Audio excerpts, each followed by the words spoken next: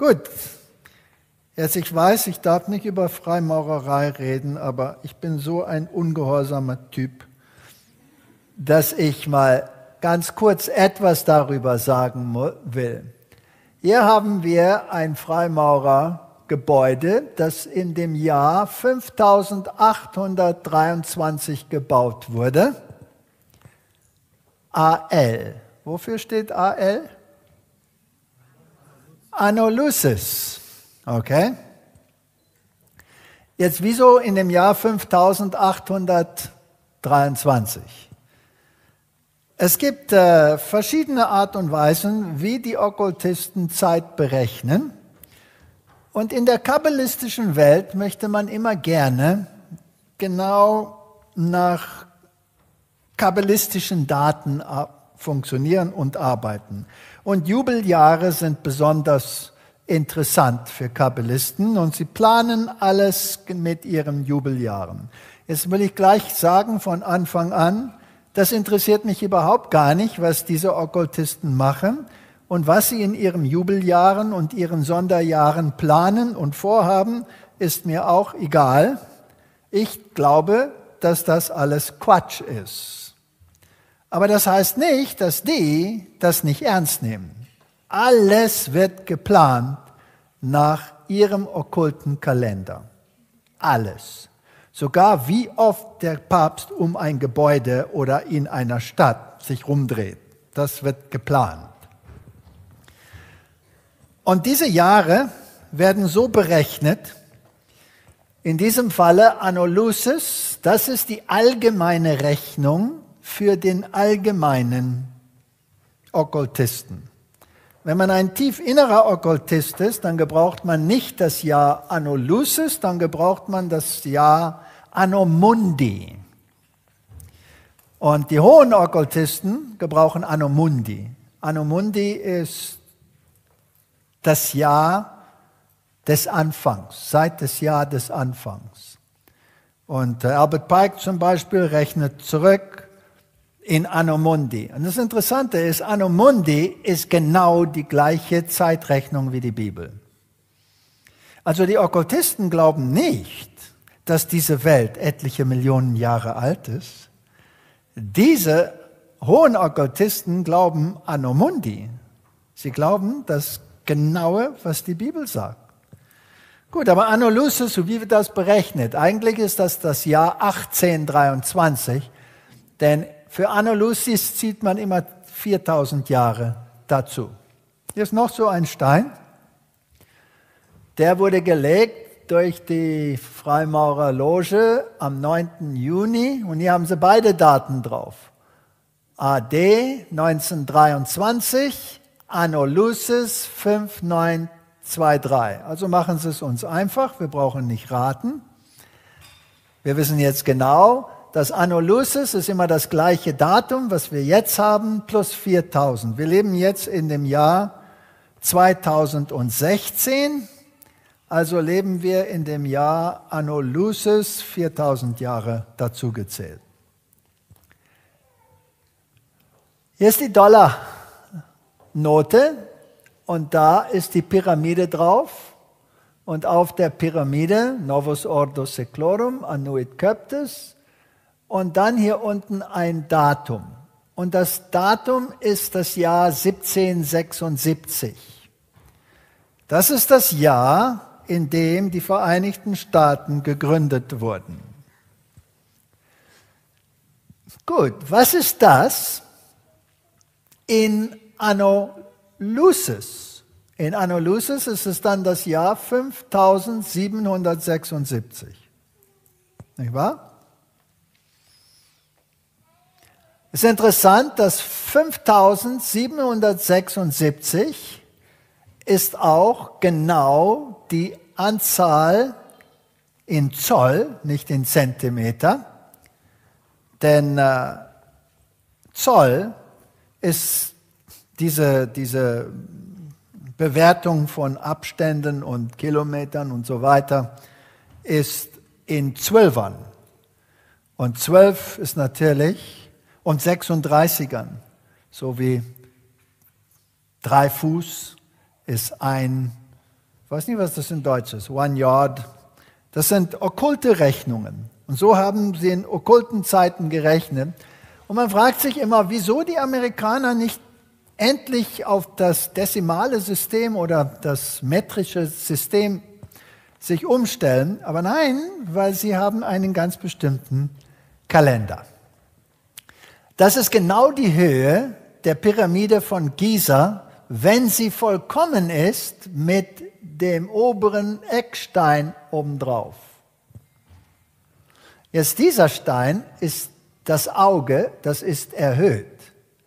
Und das soll nach Okkultisten, wenn es runterkommt, dann hat Satan die Bedingungen für sein Reich erfüllt.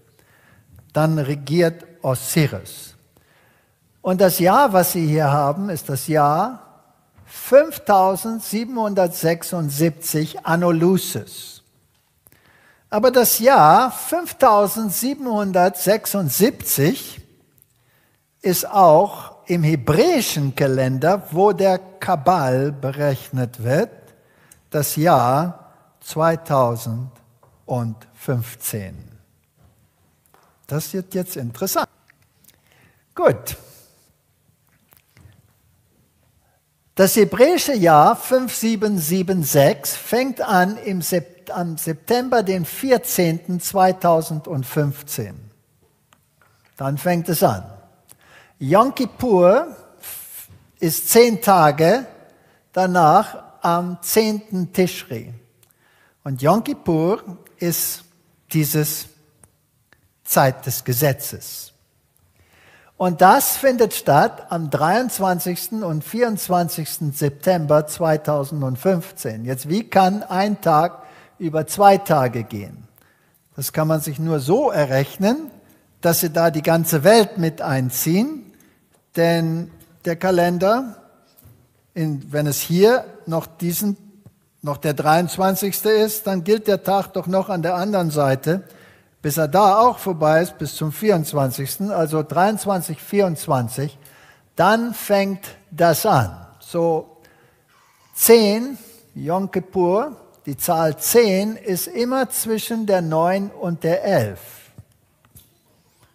Jetzt sagt der Kerl spinnt, aber hör mal ein bisschen zu. Ich interessiere mich nicht dafür, weil ich wissen will, was da los ist. Einfach nur interessant, wie die Okkultisten denken. Aber ich bin nicht interessiert in diese Daten. Das ist alles Dummheit, meiner Ansicht nach. Blöde Spiele. Ich bin interessiert in Ereignisse. Ich warte nicht auf ein Datum, ich warte auf ein Ereignis. Ich warte, bis Protestantismus offiziell die Übergabe macht. Ich warte, bis sie offiziell ein Sonntagsgesetz machen. Und ich warte, bis der laute Ruf dann rausgeht, nicht das Malzeichen des Tieres empfangen. Das ist alles, was mich interessiert. Ich bin nur interessiert in dem, um zu sehen, wo die glauben, dass sie im Rahmen der Zeit stehen. Gut.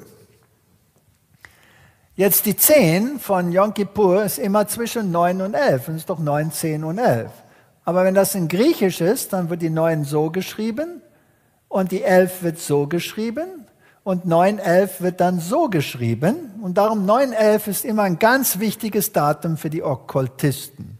Es ist immer interessant, was passiert am 9.11. Und September 23, 24 ist dann genau 911. Es ist der 10. Tag zwischen dem 9. und dem 11. Jetzt da ist ein Freimaurerring und auch ein Jesuitenring.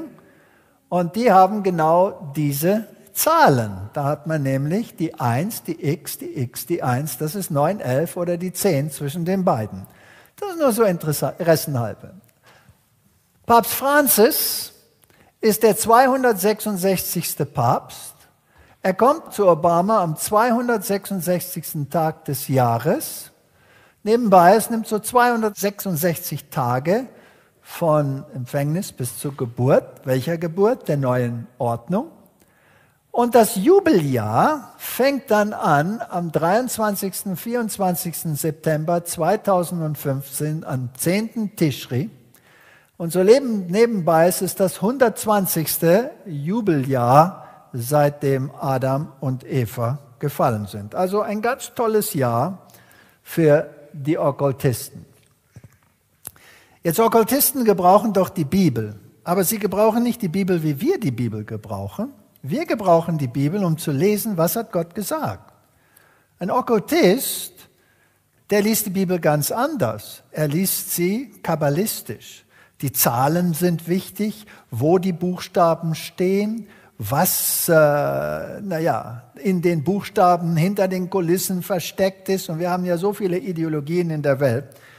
Das ist alles Unsinn. Wir sind nur interessiert in, was sagt Gott, nicht was versteckt Gott. Denn Jesus sagt, ich habe nichts im Geheimen getan.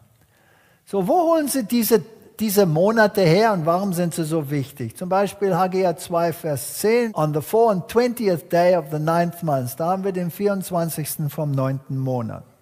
Also da holen sie es zum Beispiel her und dann auch hier ein bisschen weiter. Wenn wir weiterlesen, kriegen wir genau das Gleiche.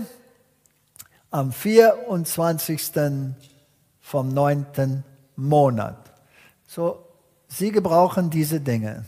Hier sitzt der liebe Papst auf seinem weißen Thron zwischen zwei Cherubinen mit 4 lebendigen Wesen um ihn rum. Wo lesen wir das in der Bibel? Wer sitzt auf so einem Thron zwischen den Cherubinen mit 4 lebendigen Wesen um ihn herum? Gott sitzt so. So, wenn wir nichts anderes haben außer dieses Bild, dann ist das eine Arroganz, die man sich überhaupt gar nicht vorstellen kann. Hier ist eine Person, die sich auf Gottes Thron setzt und sich als Gott ausgibt. Wir wissen natürlich, dass er von Pergamum, die wir heute Morgen in der Lektion gelesen haben, den Titel Pontifex Maximus geerbt hat. Und weil die römischen Kaiser als Götter verehrt werden mussten, und er diesen Titel hat, ist er auch ein Gott. Und die Bibel sagt, er sitzt im Tempel Gottes, das ist in der Gemeinde, und spielt Gott. Und da ist kein Zweifel, dass er das tut. Und das ist der jetzige Papst, der so liebenswürdig ist und so demütig ist. Hier ist der Papst in Amerika und was hat er vor, dem er da hinkam, gesagt? Er hat gesagt, unsere Botschaft ist Liebe und wir wollen die Familie aufrichten.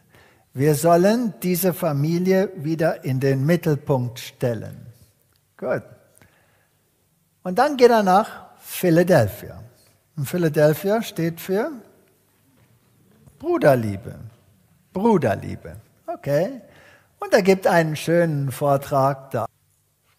Vorher hat er gesagt, für den Familientag Philadelphia, Sonntag ist ein Geschenk Gottes, wir müssen es nicht vernichten. Er hat kein Wort gesagt in Amerika, hat es auch nicht nötig gehabt, denn die Symbolik sagt schon alleine, was er da sagen wollte. Das habe ich nur rein, um zu zeigen, welche schönen Handzeichen die lieben Männer machen. Gut, hier landet er.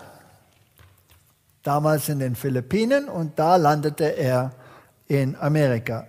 Was war der Name für sein Flugzeug? Und wenn er auch umgestiegen ist in ein anderes Flugzeug, hat es den gleichen Namen bekommen. Was war der Name? Shepherd One. Shepherd One. Also der erste Hirte. Er wurde begrüßt von Obama. Und dann fuhr er in seinem kleinen Fiat. Und die Medien berichteten, wie demütig der Papst ist, weil er in einem kleinen Fiat fährt, wo die anderen alle in Suburbans fahren. So haben die Medien berichtet. Also hier sind die riesen Suburbans ringsrum und der Papst in seinem Fiat. Gut, was heißt das? Er ist ja nicht nur in einem Fiat gefahren, sondern auch in einem Jeep Wrangler. Jetzt diese Automarken haben eine besondere Botschaft. Was heißt das Wort Fiat? Er betreibt seine Firma durch Fiat zum Beispiel. Das ist das Wörterbuch, das das sagt. Fiat. Der Schulleiter hat ein Fiat herausgebracht, das so und so passieren soll und damit basta. Also, was heißt das Wort Fiat?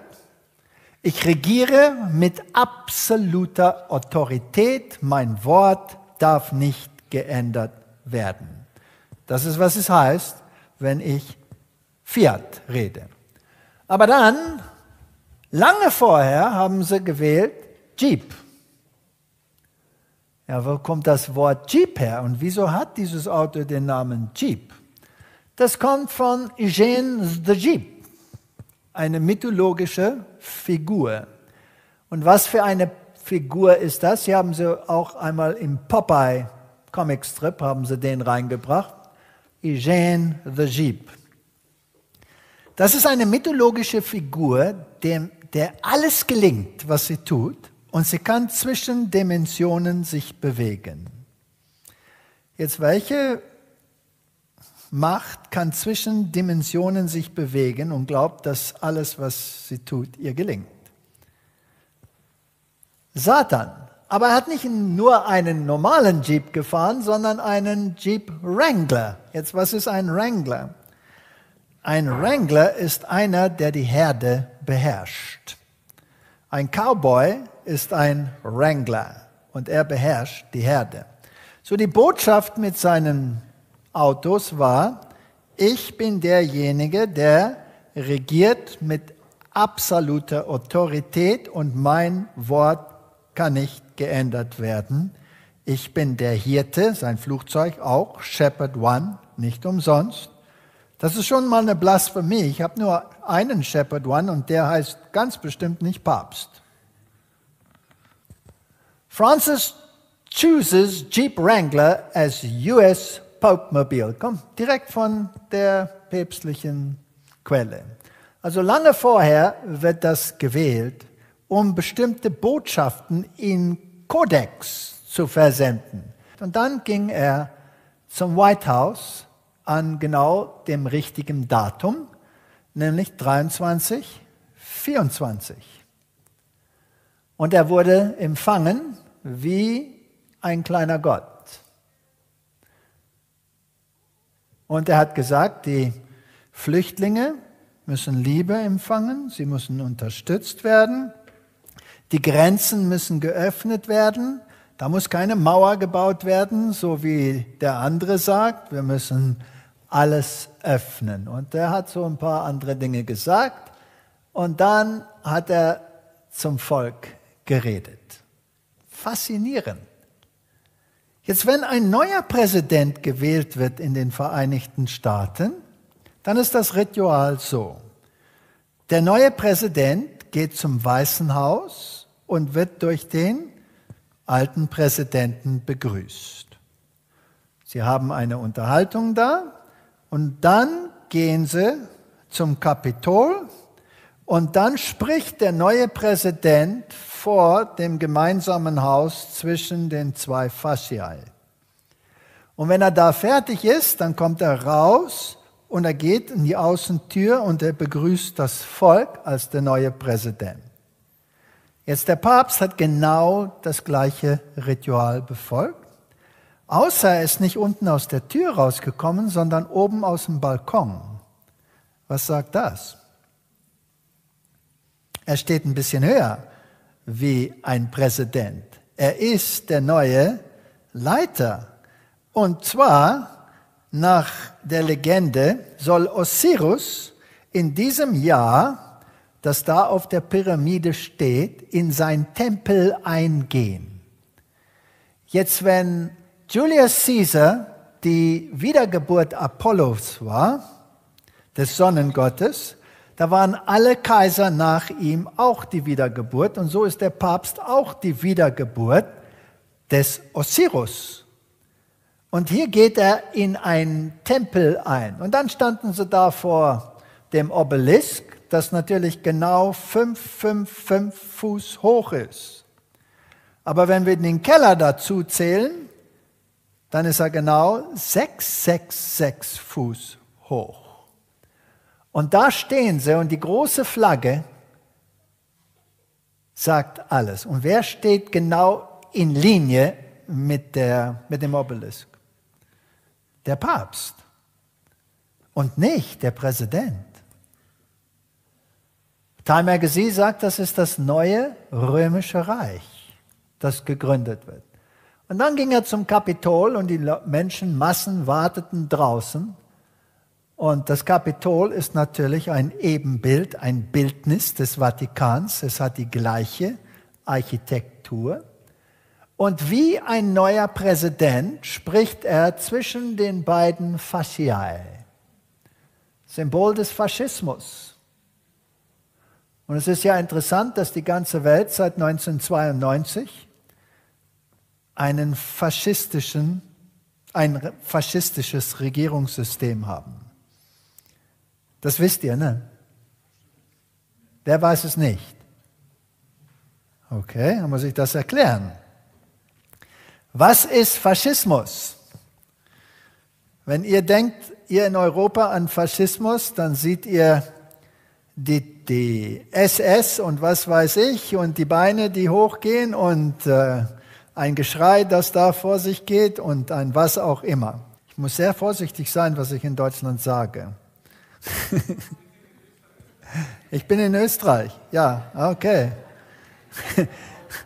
Aber nicht vergessen, dass der Mann, von dem ich rede, ein Österreicher war. Gut. Das ist der Gedanke, den man hat. Aber das ist nicht Faschismus. Faschismus ist Staat und Industrie in Partnerschaft für Gemeinschaft. Das ist Faschismus. Ich wiederhole es. Staat und Industrie in Partnerschaft für Gemeinschaft. Man hat Kommunismus. Kommunismus, Staat regiert alles. Besitzt alles, regiert alles. Das ist Kommunismus. Wer hat den angefangen? Die Jesuiten. Sie haben ihn geübt in ihren Reduktionen in Südamerika und ihn eingeführt hier. Dann haben wir Kapitalismus. Kapitalismus sagt, Staat und Industrie getrennt. Der Staat kümmert sich um den Staat und die Industrie und die Ökonomie kümmert sich um die Industrie und die Ökonomie. Getrennt. Faschismus, Staat und die Industrie, die Ökonomie in Partnerschaft für die Gemeinschaft. Ist also eine Art Sozialismus, es ist ein Sozialstaat. Gut, in 1992 ist die Ökonomie angeblich zusammengekracht. Ist das richtig? Und die Industrie sollte gerettet werden, die Banken sollten nicht falten und die Autoindustrien sollten aufrechterhalten werden, damit die Gemeinschaft nicht leidet. Und wer hat dann dazu beigetragen, dass das nicht passiert? Der Staat. Und der Staat hat Multimilliarden Euro und Dollar in das System hineingegeben. Gut. War das ein Loan, wie sagt man da? Haben Sie das Geld an die Industrie geleiht oder war das ein Reinkaufen? Müssen die Industrien das zurückbezahlen, ja oder nein? Müssen die Banken das zurückbezahlen? Nein. Also seit 1992 ist der Staat jetzt in Partnerschaft mit der industriellen Welt, um die Gemeinschaft zu retten. Das ist Faschismus. Jetzt der Staat. Hatte der das Geld, um diese Milliarden Euro und Dollar zu zahlen, ja oder nein? Nein. Amerika hat doch ein Defizit, die meisten Länder haben ein Defizit, die haben kein Geld. Also wie kann der Staat dieses Geld zahlen? Das funktioniert folgenderweise.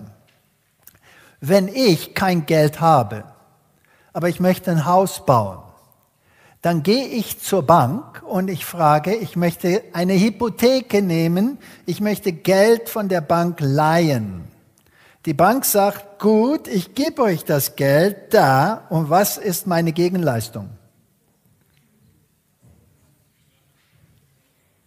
Ich muss einen Beweis geben, dass ich das zahlen kann. Also was muss ich Ihnen bringen? Ja, ich muss Ihnen beweisen, dass ich genug Gehalt habe, um die monatlichen Gebühren zu bezahlen. Und dann gibt die Bank mir das Geld. Gut, was für ein Beweis hat der Staat, dass er das Geld zahlen kann? Genau das Gleiche. Der Staat muss beweisen, dass er das Einkommen hat. Jetzt, von wem kommt denn das Einkommen? Ach, von euch. Gut. Das Geld kommt von euch. Der Staat sagt, ich habe das Geld, um das zu bezahlen, denn ich habe so viel Einkommen von den Steuern. Jetzt, wenn ich zur Bank gehe und die Bank sagt, ich werde dir Geld leihen, wenn du beweist, dass du eine Gegenleistung hast, und ich beweise das, dann kriege ich das Geld. Hier hat der Staat bewiesen, er hat eine Gegenleistung. Also was seid ihr jetzt? Seid ihr jetzt Personen oder seid ihr kollateral? Ihr seid kollateral. So was seid ihr? Ihr seid nur eine Nummer, die so viel Geld generiert. Ihr seid Sklaven. Nur so nebenbei. Naja, ist okay, wir sind alle Sklaven. Was hat er denn da gesagt, dieser liebe Papst? Das Erste, was er gesagt hat, ist, wir leben unter Gesetz. Und er zeigt über den Saal auf Mose. Das ist faszinierend. Er zeigt auf Mose.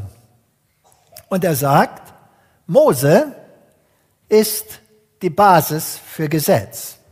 Aber dieser Mose hat den Kranz um sich, den auch die römischen Kaiser trugen, wenn sie gekrönt wurden.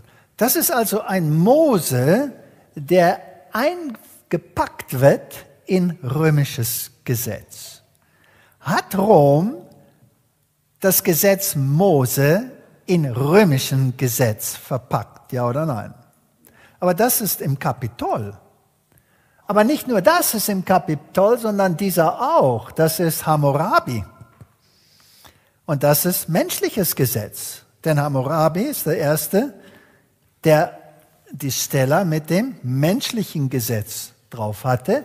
Und zwar bestimmte Rechte und Richtlinien. Und die sind auch verpackt im Römischen. Und dann ist da auch eins und noch viele andere. Ich habe nur die 3 Beispiele gebraucht, die da gegen die Mauer sind. Papst Innocent III. Also was er sagt, das Gesetz werde ich beurteilen mit diesen Maßstäben und werde die weltlichen Gesetze und die päpstlichen Gesetze und die biblischen Gesetze alle unter dem Maßstab Roms stellen. Das ist das Gesetz. Jetzt Herodes hat das schon gemacht. Herodes hat den Tempel gebaut und dann hat er auf dem Tempel beim Eingang den römischen Adler aufsetzen lassen. Und die Zealots, die waren schrecklich verärgert und sind eine Nacht gegangen und haben diesen römischen Adler vernichtet. Herodes hat sie jagen lassen, bis er sie gefangen hat sie geschleppt bis zu seinem Tempel und hat sie da tot gefoltert. Das war die Strafe. Also was hat er gemacht? Er hat wohl den Tempel gebaut für Gottes Verehrung, aber er hat ihm Rom unterstellt. Genauso macht der Papst. Er gebraucht die Worte und er hat den Anschein, als ob er göttlich ist, aber er verpackt es unter römischem Gesetz. Und dann hält er eine Ansprache und er sagt, als Beispiel möchte ich diesen Mann gebrauchen. Abraham Lincoln. Interessant, Abraham Lincoln hat gewarnt gegen die Jesuiten. Er hat gesagt, das sind die gefährlichsten, schlimmsten Menschen auf dem ganzen Planeten. Und wenn sie in dieses Land reinkommen, dann werden sie dieses Land vernichten. Wieso nennt er den? Ist ja nicht, dass er diese Person nennt. Er hat eine Botschaft. Und die Botschaft, die er hervorbringt, ist, dass dieser Mann die Staaten vereinigt hat. So, die Botschaft, die er bringt durch dieses Beispiel, ist, er sagt, mein Ziel ist, um alle Nationen zu vereinigen. Die Vereinigten Nationen. Das nächste Beispiel, was er gebraucht, ist Thomas Merton. Und Thomas Merton war ein katholischer Geistlicher. Und der hat gesagt, wir müssen alle Religionen vereinigen. So, die zweite Botschaft, die er bringt, ich werde nicht nur die Nationen der Welt vereinigen, ich werde auch alle Religionen vereinigen. Die dritte oder der dritte, den er gebraucht, ist Martin Luther King. Martin Luther King, nicht gerade eben eine sehr geistliche Person, wenn man sein persönliches Leben studiert, nicht so viel gesagt. Aber was hat er gesagt? Ich habe einen Traum. Er wollte alle Rassen vereinigen. Also wir werden alle Rassen vermischen. Das Volksein wird verschwinden. Und die letzte, die er gebrauchte, ist Doris Day. Und es ist interessant, dass diese Doris Day auf dem Weg ist zur Heiligungssprechung. Sie ist schon durch das päpstliche System auf dem Weg zu einer Heiligen. Obwohl sie nicht nur eine Abtreibung gehabt hat, paar Mal verheiratet war und uneheliche Verhältnisse hatte. Es geht also nicht über, wie sie gelebt hat, es geht um, was sie sich beworben hat. Und sie hat sich beworben über die Wiederverteilung des Reichtums. Also was hat der Papst gesagt? Durch diese Beispiele. Ich werde die Nationen vereinigen, die Religionen vereinigen, die Rassen vereinigen und ich werde das Geld neu austeilen. Redistribution of wealth. Und direkt danach gehen sie zu dem Bild in diesem Tempel des Junipero Serra, dieses katholischen Heiligen, der Katholizismus nach Amerika gebracht hat. Und er sagt, öffnet die Grenzen, bring die Massen rein. Wir wollen alle vermischen. Ist das nicht interessant? Direkt danach, nach dieser Ansprache, ist der nächste Tag und er geht zu der UNO. Aber das ist ein Tag, wie noch kein anderer war. Denn es ist die 70. Feier der Entstehung der UNO. Und darum waren alle Staatshäupter da. Die früheren Päpste haben nur mit den Botschaften von den Ländern geredet, aber nicht Papst Franzis. Er spricht zur ganzen Welt, zu allen. Oh ja, so nebenbei, was sehen wir da? Ist es nicht genau das Gleiche? Weltgesetz, wem unterstellt? Rom. Und was ist der Geist, der hier regiert in der UNO? Naja, Pierre Teilhard de Chardin war der Geistliche. Was war er? Jesuit, Pantheist, Okkultist. Und die geistlichen Instituten, die direkt verbunden sind, Temple of Understanding, die sind Helena Petrovna Blavatsky gegründet, die Lucis Trust oder Lucifer Press gegründet hat. Das war das Gegenpol für Siebentags-Adventismus. Ellen White schreibt, die theosophische Bewegung ist gefährlich und sie ist von Satan. 2 Propheten gleichzeitig auf dieser Welt, 2 Propheten, beide Frauen. Eine sagt die Bibel und die Bibel allein und die andere sagt, Lucifer ist Gott. Welche haben wir vertreten bei dieser Organisation? Lucis Trust durch Temple of Understanding. Alice A. Bailey, Helena Petrovna Blavatsky. Faszinierend. Also als der Papst an dem richtigen Tag Als der kabbalistische Kalender sagte, es ist Yom Kippur, sein Fuß in Kapitol reinsetzte, war Osiris in seinem Tempel als der neue Präsident. Und dann hat er hier angekündigt, vor allem die Umwelt. Und dass es absolut notwendig ist, dass diese Dokumente der Zusammenarbeit aller Nationen unterschrieben wird vor dem Ende von 2015. Und das findet dann statt in Paris Ende November bis zum 8. Dezember. Und sie haben alle unterschrieben, diese umweltangebliche Kooperation. Die erste, wo alle Länder unterschreiben. Und dann kommt das Jubeljahr der Gnade. Das Jubeljahr der Gnade, wo ein Ablass verkündigt wird.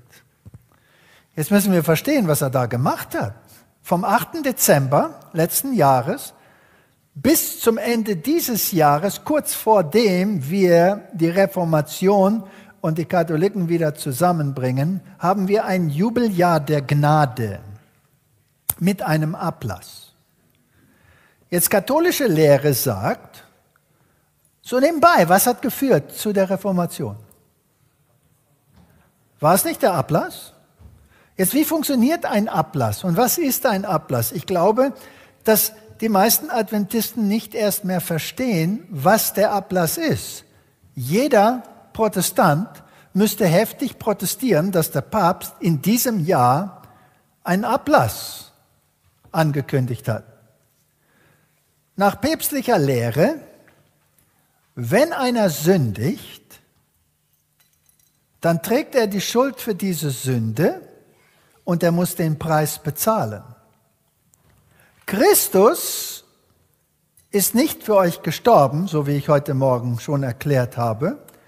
Christus' gute Werke decken dich, aber du musst noch immer den Preis bezahlen. Ich gebrauche immer ein ganz dummes Beispiel, dann kapiert man das. Ich bin gemein zu meiner Frau. Ich bin nie gemein zu meiner Frau. Und ich gehe zu ihr hin, nachdem mein Gewissen mich schrecklich geplagt hat, und ich sage zu ihr, weißt du was? Das war nicht richtig von mir, es tut mir sehr leid. Kannst du mir verzeihen? Und sie sagt, okay, verzeih dir. Wir geben uns ein Drückchen und ich drehe mich um und ich kriege eine gelatscht, dass ich dahin fliege. Und ich drehe mich um und sage, was war das? Sie sagt, ich habe dir verziehen, aber du musst noch immer den Preis bezahlen für deine Gemeinheit, also ich latsch dir eine. Das ist katholische Lehre. Wenn ich meine Sünden bekenne, dann werde ich verziehen, aber ich habe noch nicht den Preis bezahlt. Aber ich bin verziehen, also ich kann in den Himmel gehen, aber ich habe noch nicht den Preis bezahlt. Also wo muss ich den Preis bezahlen? Im Fegefeuer. Im Fegefeuer muss ich den Preis bezahlen. Das Fegefeuer ist nicht für Sünder, die nicht ihre Sünden bekannt haben. Die gehen in die Hölle. Das Fegefeuer ist für die, die ihre Sünden bekannt haben und deren Sünden vergeben sind. Die gehen ins Fegefeuer, um den Preis für die Sünde zu bezahlen. Jetzt Gott hat die Macht der Gnade an wem übermittelt nach katholischer Lehre? An die Kirche. Und wer ist derjenige, der diese Gnade austeilen kann in der Kirche? Der Papst. Also, wenn ich jetzt da brate in dem Fegefeuer und Jesus schaut mich an, der kann nichts tun. Jesus kann nur sagen, brate. Aber der Papst, der kann was tun. Der kann einen Ablass verkaufen oder geben und dann kann ich frei gemacht werden von dem Resultat meiner Sünde und ich kann aus dem Fegefeuer rauskommen. Wer im Katholizismus ist der Gott der Rache und wer im Katholizismus ist darum der Gott der Gnade? Hilf mir. Der Papst ist der Gott der Gnade und Christus ist der Rachsüchtige. Es hat sich nichts geändert. Wenn wir uns nicht auflehnen gegen diese Irrlehre, dann sind wir keine Protestanten. Denn der Gott der Gnade hat nicht nur meine Sünde auf sich genommen, dieser Gott der Gnade hat auch das Resultat meiner Sünde, der Schmerz und alles, was damit zusammenhängt, auf sich genommen. Jesus Christus starb nicht nur für mich, er starb als ich am Kreuz. Mit allem meinem Schmerz und alle meine Konsequenzen hat er auf mich genommen, dass wenn ich nach Hause komme, macht er den Arm auf, umarmt mich und nimmt mich in sein Haus. Er ist der Gott der Gnade. Ein Ablass ist eine abtrünnige Lehre, die ein Affront ist im Gesicht Christi. Und wenn die Protestanten zu feige sind, etwas zu sagen, dann müssten wir etwas sagen. Also der Mann sagt, das soll geschehen. UN Secretary General Lord Pope Francis. Was er gesagt hat, muss geschehen. Er sagt, der Papst ist die morale Stimme und Purpose, um das Richtige zu tun. Er hat den Trieb, um das Richtige zu tun. So berichtet Radio Vatikan. Also der 70. Und die Zahl 7 ist natürlich interessant. Also dieser Kalender ist genau ausgerechnet und alles, was da passiert ist. Und jetzt das nächste große Jubeljahr, wie gesagt, 2017. Dann werden sie so viel Jubeljahre aufeinander haben, dass ein Kabbalist ganz aus der Haut springt vor Freude. Denn es ist 2017 das Jubeljahr 100 Jahre Fatima. Es ist das Jubeljahr 50 Jahre Ökumene. Es ist das Jubeljahr 50 Jahre charismatische katholische Bewegung, wo bei der Duquesne-Universität in 1967 der angebliche Heilige Geist ausgegossen wurde über die Duquesne-Priester und sie in Zungen geredet haben. Es ist das Jubeljahr für die Juden, für ihre rabbinische Voraussetzung für das Ende der Zeit, 2017. Ein Jubeljahr über dem anderen. Und in ihrem Kalender ist das sehr wichtig. Also seit 2015 haben wir, seitdem diese Dokumente alle unterschrieben sind, eigentlich eine Weltregierung, wo wir nur einen Haupt haben. Wir haben jetzt ein Jahr der Gnade. Ich bin doch so dankbar dem Papst, denn wo würde ich anders Gnade kriegen, außer durch ihn? Und dann kommt der Zusammenschluss wieder mit den Protestanten. Die anderen haben ja schon alle, die anderen Religionen haben alle in 2014, im September 2014 in Seoul unterschrieben, dass alle Religionen eins sind und dass wir den Gott, den wir im Regen und in den Wäldern und in den Bäumen finden, verehren. Hallo? Mein Gott hat die geschaffen. Ich verehre ihn nicht im Baum, ich verehre ihn von Angesicht zu Angesicht. Denn in Christus sehen wir das Gesicht Gottes. Und das ist, wo wir stehen im Rahmen der Zeit. Also können wir selbst entscheiden jetzt, wie und was wir tun wollen. Also es war nicht umsonst das internationale Jahr des Lichtes, sondern es war ein höchst okkultes Jahr. Es ist auch interessant, dass der französische Außenminister Laurent Fabius sagte, wir haben noch 500 Tage bis zum Abussos. Interessant, 500 Tage. Und wenn man das ausrechnet, ist das genau die Zeit, wann der Papst in seinen Tempel einging. Wir haben nur noch 500 Tage, um den Chaos abzuwehren. Und das hat er 3-mal gesagt, vor ganz wichtigen Persönlichkeiten. Okay, wir brauchen nicht alles sagen. Hier hat das wieder gesagt, standing alongside Kerry at the State Department, he said, we have 500 days to avoid climate chaos. Und die haben alles genau so gemacht. Und das Wort Abusos, was er da gebraucht hat, ist genau das Gleiche, das wir in der Bibel finden. Der Papst hat gesagt, keiner darf ein Proselyt sein. Das ist die größte Gefahr für die Menschheit, um ein Proselyt zu sein. Ein Proselyt ist einer, der sagt, du bist in der verkehrten Religion, komm raus aus ihr, mein Volk, und komm zu des Herrn Volk. Jetzt, wer sind die größten Proselyten auf dieser Erde? Wenn es nicht wir sind? Haben wir nicht eine Botschaft, kommt aus ihr raus, mein Volk? Also wer werden die größten Extremisten sein auf diesem Planet in der christlichen Religion? Wir. Okay. Also ist das, was mit dem Islam jetzt am Gange ist, um die Extremisten da zu entfernen, nur ein Vorspiel für was auf uns wartet? Wenn ich meine Bibel richtig lese, dann muss ich annehmen, dass es nur ein Vorspiel ist. Und dass die nächsten Extremisten diejenigen sind, die den Haushalt durcheinander bringen, durch zu sagen, hey, da ist einer unter uns, der ist der Antichrist. Schlimmer kann man es ja nicht sagen, oder?